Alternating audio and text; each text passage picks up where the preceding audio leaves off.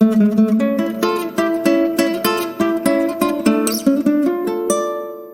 Everyone, welcome you all at the MS tutorial. तो ये हमारा आरएससी एमसीक्यू का सेकंड पार्ट होगा आर के जैन बुक का। ठीक है, इसमें मैं आपको ऑलमोस्ट 100 तक क्वेश्चन करवाऊंगा। ओके, और थोड़ा बहुत थ्योरी भी बताते चलूंगा साथ साथ में विथ रीजंस की किसी भी क्वेश्चंस का ऑप्शन जो है अगर कुछ हो रहा है तो वो क्यों हो रहा है। ओके, और जो याद करने वाला टाइप का क्वेश्चंस होगा उसको मैं बता दूंगा कि इस क्वेश्चन को आपको याद करना पड़ेगा। But before start the video, अगर अब तक आपने एमएस ट्यूटोरियल सब्सक्राइब नहीं किया है तो please subscribe it. Here you will get the lots of videos related to the mechanical engineering subjects that will be definitely beneficial for your university exams and also for the competitive exams related to the mechanical engineering। And in upcoming videos मैं इस channel पे जो है आपको मेडीजी, gate academy and और जितने भी institute हैं उनके वर्कबुक के सॉल्यूशन भी प्रोवाइड करूंगा। ठीक है, सो आप मैकेनिकल के हैं और टेक्निकल सब्जेक्ट्स के प्रिपरेशन करना चाहते हैं तो आपके लिए डेफिनेटली बेनिफिशियल होगा। So please subscribe MS tutorial and also press the bell icon. Now हम क्वेश्चन देखते हैं। ये 55 नंबर क्वेश्चन में दिया हुआ है हमें कार्नोट इंजन है जिसका हमें इफिशियंसी 80% दिया हुआ है और हमें बोला जा रहा है कि अगर इसी इंजन का डायरेक्शन हम रिवर्स कर देंगे तो इसका सीओपी क्या होगा। तो एक रिलेशन होता है, उसको आप याद रखना। अगर आपका टेम्परेचर लिमिट जो है सेम हो, ठीक है, T1 और T2, और इसके बीच में आपका कार्नोट इंजन लगाओ या तो फिर हीट पंप लगाओ या तो फिर रेफ्रिजरेटर लगाओ, उसका ये फॉर्मूला याद रखो, 1 upon efficiency of the Carnot engine equal to COP of HP यानी heat pump equal to 1 plus COP of refrigerator होता है। ठीक है, ये फॉर्मूला हमेशा याद रखना। तो वह यहाँ से पुट करो 1/80% है यानी 0.8, तो इसका रिवर्स करोगे तो ये आपका COP ऑफ द HP आएगा। ठीक है, तो यहाँ से आपका हो गया 10/8। ओके, और हमें रेफ्रिजरेंट का निकालना है। ठीक है, तो -1 करना पड़ेगा। यहाँ पे हमें रेफ्रिजरेंट का पूछ रहा है यानी रिवर्स कार्नोट का पूछ रहा है, तो रेफ्रिजरेंट के लिए -1 करना पड़ेगा, तो ये हो जाएगा आपका 2/8। ओके, 1/4 यहाँ से आ गया 0.25 आपका ये आंसर हो जाएगा। नेक्स्ट क्वेश्चन यहाँ पे देखो, leak in refrigeration system using freon. ठीक है, फेरॉन का यूज जो है इसका लीक डिटेक्शन के लिए हम हैलाइट टॉर्च टेस्ट का यूज करते हैं।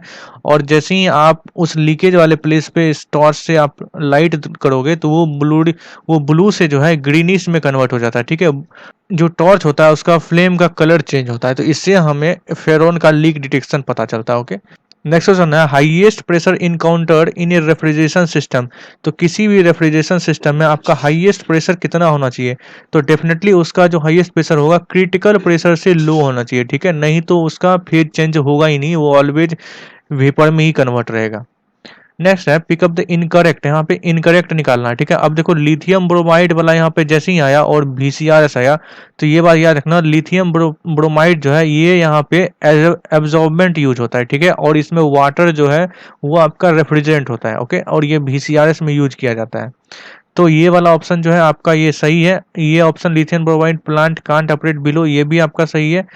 Separator is used in a lithium bromide plant to remove the unwanted water by the condensing। नहीं, ये बात गलत है, क्योंकि मेन जो उसका रेफ्रिजरेंट होता है वो कौन सा होता है, आपका वाटर ही होता है। तो वाटर को हम सेपरेट क्यों करेंगे इसमें। ठीक है, तो सेपरेट करने की जरूरत नहीं पड़ती है हमें। नेक्स्ट क्वेश्चन है आपका हीट पंप साइकिल ऑपरेट। यहाँ पे बोला गया ये 27 डिग्री सेल्सियस ये हाइयर टेम्परेचर है और यहाँ पे लोअर टेम्परेचर ये दिया हुआ है। और अब आपको जो है COP किसका निकालना है, कार्नोट COP निकालना है। ठीक है, और हीट पंप का निकालना है, ये बात ध्यान रखना, हीट पंप का निकालना है। इसका मतलब डिजायर इफेक्ट आपका ऊपर वाला हो जाएगा। 27 है यहाँ पे डिग्री सेल्सियस में, इसको केल्विन में कन्वर्ट करो 300, और ये वाला इसका डिफरेंस, तो ये हो जाएगा आपका 50। यहाँ से आपका ऑप्शन हो जाएगा D। ठीक है, नेक्स्ट क्वेश्चन यहाँ पे देखो, horizontal line of A refrigeration cycle on the pressure enthalpy diagram. Pressure enthalpy diagram में हॉरिजॉन्टल लाइन किसका होता है, ये वाला ऐसे होता है, ये आपका हो गया इस तरह से, यहाँ से कंप्रेसर लगा रहता है, ये आपका हो गया ये कंडेंसर वाला होता है, और ये इसके बीच में इवेपोरेटर होता है। Condensation of the refrigeration vapour और evaporation of the refrigerant fluid. ठीक है, ये दोनों देखो, ये कंडेंसर वाला और ये इवेपोरेटर वाला, ये दोनों क्या है, हॉरिजॉन्टल लाइन है, लेकिन यहाँ पे क्या बोल रहा है, लोअर हॉरिजॉन्टल। ठीक है, तो आपका इवेपोरेशन वाला हो जाएगा। नेक्स्ट क्वेश्चन है mass flow ratio of the ammonia. Ammonia का मास फ्लो रेशियो फेरॉन के साथ, ये वाला याद करना पड़ेगा, ये केमिस्ट्री का क्वेश्चन है, तो ये ऑप्शन इसका ये वाला करेक्ट है। ठीक है, यहाँ पे क्वेश्चन है refrigerant system has a normal operation suction pressure, उसका दिया हुआ है आपको, और यहाँ पे कंडेंसर प्रेशर दिया हुआ है। तो इसमें रेफ्रिजरेंट जो हम यूज करते हैं CO2 यूज करते हैं। ये आपका याद करने वाला क्वेश्चन है, इसमें कोई लॉजिक नहीं है। नेक्स्ट क्वेश्चन है एक्वा अमोनिया इज यूज। अब देखो एक्वा अमोनिया किस में यूज किया जाता है, तो VARS में किया जाता है, ठीक है। एक्वा अमोनिया जिसमें अमोनिया आपका क्या होता है, रेफ्रिजरेंट होता है और वाटर एब्जॉर्बेंट होता है। तो ये ऑप्शन आपका करेक्ट हो जाएगा। नेक्स्ट क्वेश्चन देखते हैं evaporator temperature of the plant is lower, ठीक है। इवेपोरेटर टेम्परेचर को हमने लो कर दिया, keeping the condenser temperature same, condenser temperature को भी हमने सेम रखा। तो the HP of the compressor, ठीक है। तो सिंपल सी बात है, अगर आप कंडेंसर के इवेपोरेटर के टेम्परेचर को लो कर रहे हो, मतलब टेम्परेचर पहले ये यहाँ पे टेम्परेचर होगा, अब इसको भी लो कर दिया हो, ठीक है। तो अब जो प्रेशर होगा वो ज़्यादा होगा, प्रेशर रेशियो इंक्रीज हो जाएगा। तो ये आपका ऑप्शन हो जाएगा। नेक्स्ट क्वेश्चन है फेरॉन ग्रुप। तो ये आपको याद रखना पड़ेगा, इनका जो प्रॉपर्टीज होता है ये नॉन टॉक्सिक होता है और साथ ही साथ नॉन इन्फ्लेमेबल होता है, ठीक है। और अमोनिया जो है वो आपका हाईली टॉक्सिक होता है, सबसे ज्यादा टॉक्सिक होता है। तो ये वाला ऑप्शन इसके केस में सही हो जाएगा। नेक्स्ट क्वेश्चन है यहाँ पे in refrigeration cycle flow of the refrigerant is controlled by, flow of the refrigerant जो है हम एक्सपांसन वॉल्व से करते हैं, ठीक है। बिकॉज एक्सपांसन वॉल्व भी होता है, वो जो क्या करता है प्रेशर को रिड्यूस करता है। तो कितना ज़्यादा इफिशिएंटली कर रहा है और वहां से आप कंट्रोल कर सकते हो एक्सपांसन वॉल्व को क्लोज करके या तो फिर थोड़ा उसको बंद करके या ओपन करके कि कितना आपका फ्लो होगा। ओके। नेक्स्ट क्वेश्चन है VCRS साइकिल में using NH3 as a refrigerant initial charge is filled at. तो स्टार्टली में जो चार्ज है वो कहाँ पे फिल किया जाता है, ठीक है। तो ये वाला इसमें जो ऑप्शन होगा आपका high pressure side closer to receiver हो जाएगा। नेक्स्ट है horizontal line on pressure enthalpy chart, कौन सा होता है आपका, वो कांस्टेंट प्रेशर वाला होता है, ठीक है। तो ये याद रख लो। अरे ये आप फिगर बनाओगे तो यहीं से पता चल जाएगा, ये पीएच डायग्राम में यही तो होता है। ये कंप्रेसर होता है, ये इवेपोरेटर होता है और ये आपका, तो ये जो आपको दिख रहा है हॉरिजेंटल वाला ये कौन सा है आपका कांस्टेंट प्रेशर वाला लाइन है। नेक्स्ट है प्रेशर एंथैल्पी डायग्राम में कंडेंसेशन जो होता है आपका D super heating is represented. तो कंडेंसेशन किस में होता है, हॉरिजेंटल लाइन में होता है जो कि कांस्टेंट प्रेशर पे होता है, ठीक है। तो takes place at constant pressure. Next question देखते हैं moisture in a freon refrigeration system is cause. तो मॉइस्चर जो इसमें होता है उसका मेन रीजन होता है आपका फ्रीजिंग ऑटोमेटिक रेगुलेटिंग वाल्व, ठीक है। तो ये सब चीज याद ही करने वाला ही, आपको याद ही करना पड़ेगा। नेक्स्ट है यहाँ पे advantage of the dry compression is that. Dry compression का मतलब ये होता है जैसे आप यहाँ पे कंप्रेसर लगा हुआ है, ये VCRS में यहाँ पे कंप्रेसर से प्रोसेस में कंप्रेस होता है। तो अगर इसमें आप लुब्रिकेशन दे रहे हो, यूज कर रहे हो, तो वो आपका हो जाएगा वेट कंप्रेशन। और अगर आप यहाँ पे लुब्रिकेशन नहीं दे रहे हो तो वो हो जाएगा आपका ड्राई कंप्रेशन, ठीक है। तो उसके केस में जो है आपका ये तीनों वाला ऑप्शन सही हो जाएगा, ऑल ऑफ द एबव। यहाँ पे पूछ रहा है 1 ton of the refrigerant. Simple मैंने बोला था कि 1 टन में मतलब 1000 kg वाटर को 0 डिग्री सेल्सियस में 24 आवर में। तो ऑप्शन यहाँ पे आप देख लो ये वाला हो जाएगा। यहाँ पे पूछ रहा है चूज रॉन्ग स्टेटमेंट, ठीक है। यहाँ पे बोल रहा है temperature of the medium being cooled must be below the evaporator temperature. अरे नहीं यार, बिलो द इवेपोरेटर टेम्परेचर होगा तो ये तो इसको कभी कूल डाउन कर ही नहीं पाएंगे, ठीक है। क्योंकि इवेपोरेटर से ही तो हम मिनिमम पे लेके जाते हैं, ठीक है। मिनिमम जितना होता है इवेपोरेटर का टेम्परेचर उतना तक ही हम कूल डाउन कर पाते हैं। इनफैक्ट प्रैक्टिकल में हम उतने तक भी नहीं कूल डाउन कर पाते, ठीक है। उससे थोड़ा बहुत ज़्यादा हाई ही होता है। ओके। तो ये वाला ही ऑप्शन आपका गलत है, पहला वाला ही, तो यही हो जाएगा सही। नेक्स्ट क्वेश्चन है अंडर कूलिंग इन रेफ्रिजरेशन साइकिल, ठीक है। अंडर कूलिंग का मतलब ये हुआ कि यहाँ पे सब कूलिंग कर रहे हैं, ठीक है। सब कूलिंग के केस में ये वाला होता है आपका, ये आपका VCRS हो गया और ये नॉर्मल वाला हो गया, ठीक है। सब कूलिंग का मतलब यानी ये एक्स्ट्रा बढ़ा दिए और ये इस तरह से होगा। तो ये इतना पार्ट इधर से बढ़ा, यहाँ पे तो इतना पार्ट बढ़ा, मतलब ये रेफ्रिजरेशन इफेक्ट बढ़ा और आपका क्या है वर्क सेम है। ओके। तो इसका मतलब आपका COP जो है वो इंक्रीज हो जाएगा। तो इंक्रीज COP, ये ऑप्शन आपका सही हो जाएगा। सुपर हीटिंग में भी सेम होता है। सुपर हीटिंग और सब कूलिंग दोनों हमेशा सेम होता है। रेफ्रिजरेशन इफेक्ट दोनों के केस में बढ़ता है, COP भी दोनों के केस में बढ़ता है और साथ ही साथ आपका वर्क इनपुट जो है कांस्टेंट रहता है।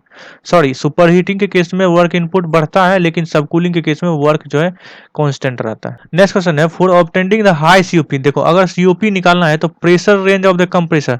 तो प्रेशर यानी कंप्रेसर का जो प्रेशर रेशियो है वो आपका लो होना चाहिए। जितना ज्यादा लो होगा कंप्रेसर का वॉल्यूमेट्रिक एफिशिएंसी उतना ही ज्यादा हाई होगा, तो आपका ओवरऑल जो है COP भी हाई होगा, ठीक है। तो यहाँ पे लो हो जाएगा ऑप्शन। नेक्स्ट क्वेश्चन है COP is the ratio of the refrigeration effect to, क्या होता है हीट टू द कंप्रेशन। ये बात सही है बिकॉज यहाँ पे VCRS में जितना हम कंप्रेशन को हीट देते हैं कंप्रेस करने में वही तो होता है अपॉन में वर्क, या तो फिर कंप्रेशन में दिया हुआ heat work done by compression, ये भी सही है। इंथैल्पी इंक्रीज इन कंप्रेसर, ये भी सही है। तो ऑल ऑफ द अबव हो जाएगा। नेक्स्ट क्वेश्चन है आपका प्रॉपर रेफ्रिजरेंट इन ए कैबिनेट, ठीक है। किसी भी कैबिनेट का आप प्रॉपर रेफ्रिजरेशन करना चाहते हो, if temperature and vapour pressure difference between the cabinet and the atmosphere is high, तो उस केस में जो है आपको परफेक्टली टाइट वाला वेपर सील जो है उसका यूज करना पड़ेगा अगर आपको प्रॉपर रेफ्रिजरेशन करना चाहते हैं, ठीक है, बिकॉज यहाँ पे प्रेशर डिफरेंस जो है वहाँ पे वो बहुत ज़्यादा है। नेक्स्ट क्वेश्चन है हमें चूज ऑफ द इनकरेक्ट, गलत स्टेटमेंट हमें सॉरी करेक्ट स्टेटमेंट हमें चूज करना है, ठीक है। Refrigerant should have the low latent heat, नहीं ये गलत है, ये हाई होना चाहिए, लेटेंट हीट ऑफ रेफ्रिजरेशन भी हाई होना चाहिए, क्रिटिकल टेम्परेचर भी हाई होना चाहिए, बॉइलिंग पॉइंट उसका मिनिमम होना चाहिए। तो ये सब याद रखना पड़ेगा प्रॉपर्टीज, ओके। और इसके रिगार्डिंग मैंने एक लेक्चर बना दिया है स्पेशली, तो आप वो भी देख सकते हो चैनल पे जाके। दूसरा देख रहे हैं, if operating temperature of the system is low then refrigerant with low boiling point should be use, ठीक है, ये बात बिल्कुल गलत है। अगर ऑपरेटिंग टेम्परेचर सिस्टम का लो है तो वहाँ पे हाई बॉइलिंग पॉइंट वाला आपको यूज करना पड़ेगा, और हाई वाले में हम लो वाला यूज करते हैं। नेक्स्ट है COP of A refrigeration cycle with increase in evaporator temperature, evaporator temperature आप बढ़ाओगे और कीपिंग कंडेंसर टेम्परेचर कांस्टेंट, यहाँ पे आप देख लो ये VCRS हो गया। इवेपोरेटर टेम्परेचर बढ़ाओ मतलब ये आपने बढ़ा के इसको यहाँ पे कर दिया, ठीक है, पहले ये वाला था इवेपोरेटर, अब इवेपोरेटर टेम्परेचर आपने ये कर दिया, तो यहाँ से इससे हो क्या रहा है देखो, आपका वर्क इनपुट जो है वो घट जाएगा और आपका रेफ्रिजरेशन इफेक्ट जो है वो इंक्रीज होगा, ठीक है। तो इसका मतलब साफ है कि आपका सीओपी भी इंक्रीज हो जाएगा, ओके, बिकॉज सीओपी क्या होता है RE अपॉन वर्क इनपुट भी आपका डिक्रीज हो गया और ये भी इंक्रीज हो गया, तो सीओपी आपका इंक्रीज करेगा, तो ऑप्शन हो जाएगा आपका ए।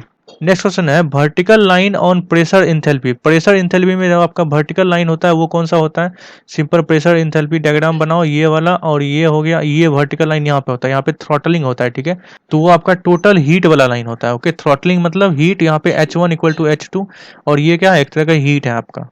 नेक्स्ट क्वेश्चन है suction pipe diameter of a refrigerating unit compressor in comparison to delivery side, delivery side के कंपैरिजन में सक्शन वाला जो है वो कैसा होना चाहिए, आपका बड़ा होना चाहिए या फिर छोटा होना चाहिए, किस टाइप का होना चाहिए, ठीक है।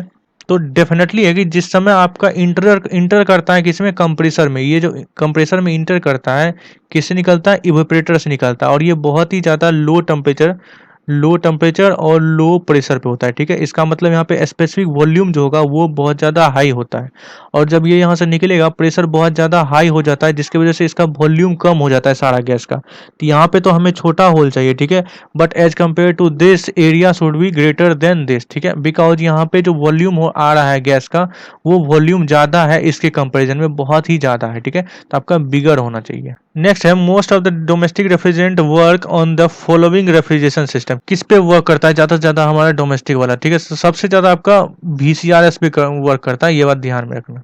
नेक्स्ट क्वेश्चन है आपका general rule for rating refrigeration system, ठीक है, except CO2 system is to approximate following HP per ton, तो इसमें जो हम यूज करते हैं रूल वो हमारा होता है 1 से लेके 2 HP तक का, ठीक है, पर टन ऑफ द रेफ्रिजरेशन। अब ये थोड़ा आपको याद ही रखना पड़ेगा, इसमें कोई लॉजिक नहीं है। नेक्स्ट है reducing suction pressure of the refrigeration cycle, ठीक है, सक्शन प्रेशर को आपने रिड्यूस कर दिया मतलब आपने इवेपोरेशन का टेम्परेचर भी रिड्यूस करना पड़ेगा, ये आपका हो गया VCRS, ये आपने VCRS बना लिया। अब इसमें देखो ये बोल क्या रहा है, सक्शन प्रेशर, यानी सक्शन प्रेशर ये वाला होता है, कंप्रेसर सक करता है यहाँ से एयर, इसको रिड्यूस, आप जैसे ही इसको रिड्यूस करोगे तो इसके रिगार्डिंग क्या हो जाएगा, आपका यहाँ पे टेम्परेचर भी रिड्यूस हो जाएगा, ठीक है, ये आपका TS डायग्राम है, ओके, तो टेम्परेचर भी आपका रिड्यूस होगा, लोअर इवेपोरेशन टेम्परेचर, ये बात सही है, इंक्रीज पावर रिक्वायर्ड, ये देखो नीचे किया तो इसका मतलब अब कंप्रेसर को इतना ज़्यादा वर्क करना पड़ेगा, मतलब इतना अमाउंट पे वर्क जो है ज़्यादा बढ़ गया, तो ये भी इंक्रीज होगा। Lower compressor capacity because vapour is lighter, ये भी सही है, बिकॉज जितना ज़्यादा लो प्रेशर पे होगा उसका स्पेसिफिक वॉल्यूम जो है वो और ज़्यादा इंक्रीज करेगा, तो वहाँ पे कंप्रेसर का कैपेसिटी भी डाउन होते जाएगा। Reduce weight displaced by the piston, ये भी सही है आपका, तो ऑल ऑफ द एबव आपका करेक्ट हो जाएगा। नेक्स्ट क्वेश्चन है आपका COP of the Electrolux refrigerator is equal to ना, इलेक्ट्रोलक्स पे मैंने एक पूरा का पूरा वीडियो बनाया है, ठीक है, तो ये कॉन्सेप्ट थोड़ा अच्छा सा है, जाके देखने के अगर आप अच्छे से इसको समझना चाहते हैं तो जाके वीडियो देख सकते हो, ओके। तो इसमें जो ऑप्शन होगा आपका heat absorb by the evaporator upon heat supplied by the gas burner, ठीक है। नेक्स्ट होता है refrigeration effect in the dry evaporator compare to flooded evaporator in a similar plant, ठीक है, ड्राई इवेपोरेटर का as compare to flooded, flooded के मतलब मैंने यहाँ पे क्या बोला था कि इसमें कुछ ना कुछ आपका लिक्विड पार्टिकल रह ही जाता है, वो इवेपोरेटेड नहीं हो पाता है कम्प्लीटली, ओके, तो उसको बोलते हैं फ्लडेड इवेपोरेटर। ड्राई इवेपोरेटर का मतलब हुआ इसमें एक भी थोड़ा सा भी लिक्विड पार्टिकल नहीं रहेगा, सारा का सारा इसमें से जो रेफ्रिजरेंट है वो वेपर के फॉर्म में यहाँ से निकलेगा। तो रेफ्रिजरेशन इफेक्ट जो है ड्राई का एज कम्पेयर टू किसके फ्लडेड जो है वो कम होता है। ओके, नेक्स्ट क्वेश्चन आप देखो, COP of A refrigeration cycle with lowering the condenser temperature. Condenser temperature को आप जैसे ही लोअर करोगे, फिर से ये बनाओ, ये VCRS, यहाँ ऊपर में कंडेंसर, ये आपका इवेपोरेटर, ठीक है, इसको लो कर दो। ये लो जैसे ही आपने किया, यहाँ पे क्या हो जाएगा देखो, इसका वर्क इनपुट जो है वो आपका डिक्रीज हो जाएगा। ओके, तो वर्क इनपुट भी आपका क्या हो जाएगा, यहाँ पे डिक्रीज हो जाएगा, और रेफ्रिजरेशन इफेक्ट जो है वो भी आपका इंक्रीज करेगा। तो ओवरऑल आपका सीओपी जो है वो इंक्रीज कर जाएगा। ठीक है, तो यहाँ पे इंक्रीज हो जाएगा।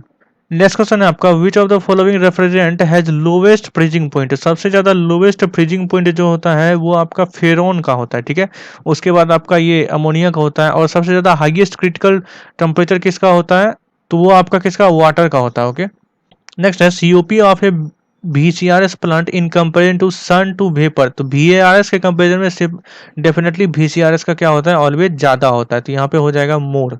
नेक्स्ट क्वेश्चन है COP of a refrigerator as compare to air conditioner. ठीक है, तो एयर कंडीशनर के केस में हमें ज़्यादा वर्क करना पड़ता है, हमें प्योरीफाई भी करना होता है, ठीक है, ह्यूमिडिटी भी मेंटेन करना होता है, बट रेफ्रिजरेटर में सिर्फ हमें कूल डाउन करना पड़ता है। ठीक है, तो always COP of the domestic refrigerator जो है वो लेस होता है एज कंपेयर टू कंडीशनर। तो यहाँ से आप देख लो, ऑप्शन आपका हो जाएगा सी। नेक्स्ट है, evolution of heat of the solution takes place in ammonia absorbent when ammonia vapour goes into solution. ये बात भी सही है, जब जब सॉल्यूशन में जाता है अमोनिया वेपर, कहाँ पे, एब्जॉर्बमेंट में जाके ये वाटर से मिलता है, तो वहीं पे जाके आपका जो है इवोल्यूशन होता है, और साथ ही साथ रिएक्शन भी होता है।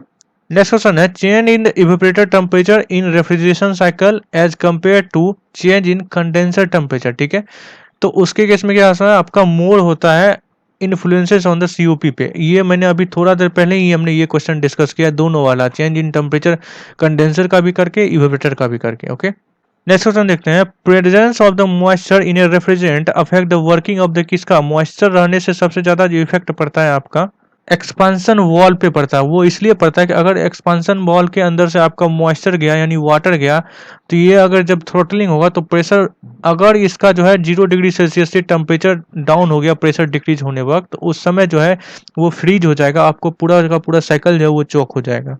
नेक्स्ट है, leaks in refrigeration system using ammonia are detected by. Ammonia leak जो है आपका सल्फर स्टिक से टेस्ट किया जाता है। ठीक है, और ये हेलाइट टॉर्च किस में यूज करते हैं, फेरोन में करते हैं। ये आपको याद ही रखना पड़ेगा, इसमें कोई भी ऐसा कुछ नहीं है कि लॉजिक एंड ऑल है। नेक्स्ट क्वेश्चन है, one of the purpose of the sub cooling liquid refrigerant. ठीक है, सब कूलिंग करने का मेन पर्पस क्या होता है, रिड्यूस द कंप्रेसर ओवरहीटिंग। नहीं, ये भी नहीं होता। सब कूलिंग तो आपका क्या, कंडेंसर से निकलने के बाद होता है। ठीक है, तो कंप्रेसर से कोई मतलब ही नहीं होता है। रिड्यूस कंप्रेसर डिस्चार्ज टेम्परेचर, ये भी नहीं होता है।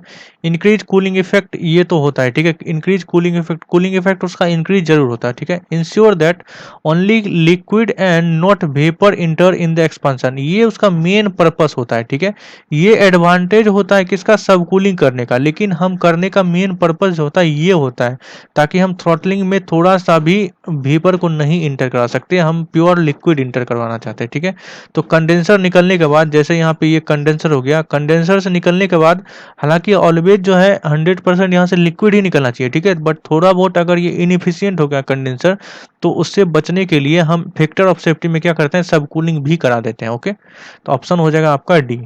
नेक्स्ट क्वेश्चन है आपका, which of the following is not a desirable. Not यहाँ पे बोल रहा है कौन सा डिजायरेबल प्रॉपर्टीज नहीं है। पहला देखते हैं, हाई मिसेबिलिटी, ये डेफिनेटली सही है। अगर आपका इमिसिबल होता है तो वहां पे थोड़ा सा प्रॉब्लम होता है, हमें जो है लुब्रिकेंट को बाहर करना पड़ता है। तो अगर ये मिसिबल है आपका लुब्रिकेंट विद द रेफ्रिजरेंट, तो हमें कोई इशू नहीं होता है, ये हमारा डिजायरेबल प्रॉपर्टी होता है। लो बॉइलिंग पॉइंट, ये भी सही है। गुड इलेक्ट्रिकल कंडक्टर, ये ऐसा कुछ हमने नहीं देखा था, तो ये हमारा डिजायरेबल नहीं है, ये आपका जो है ऑप्शन सही हो जाएगा। नेक्स्ट देखते हैं, cooling water is required for following equipment in ammonia absorption plant. तो VARS जितना भी है आपका, ठीक है, अमोनिया VARS में क्या होता है, आपका अमोनिया एब्जॉर्प्शन यूज होता है, और साथ ही साथ lithium bromide and water use होता है। ठीक है, तो उसमें जो आपका इक्विपमेंट यूज होता है, जनरेटर को हटा के, ठीक है, आपका सॉरी ये कंप्रेसर को हटा के उसमें जनरेटर लगाया जाता है, एब्जॉर्बर लगाया जाता है, एनालाइजर लगाया जाता है, रेक्टिफायर लगाया जाता है। ठीक है, तो ऑप्शन देख लो, कंडेंसर, एब्जॉर्बर, सेपरेटर, यहाँ पे इसको रेक्टिफायर बोला गया है, तो ये ऑप्शन आपका सही हो जाएगा। नेक्स्ट क्वेश्चन है when two refrigerant are mixed in the proper way. तो सबसे पहले ये जैसे ही देखो एजोट्रॉप मारो। एजोट्रॉप क्या होता है, दो रेफ्रिजरेंट का या दो से ज्यादा रेफ्रिजरेंट को अगर आप मिक्स कर दोगे और प्रॉपर वे में, मतलब हर जगह उसका प्रोपोर्शन सेम हो, केमिकल प्रोपोर्शन, तो उसको जो है प्योर सब्सटेंस बोलते हैं। और प्योर सब्सटेंस रेफ्रिजरेंट मिक्सचर को ही हम क्या बोलते हैं, एजोट्रॉप्स बोलते हैं। तो ये वीडियो जो है हम यहीं तक रखते हैं, नेक्स्ट के वीडियो में मैं इससे आगे जो है कंटिन्यू रखूंगा। ओके, तो होप ये आपको समझ में आया होगा। अगर कोई भी डाउट है तो आप कमेंट में मेंशन करें, I will try to solve out. Thank you so much and good luck.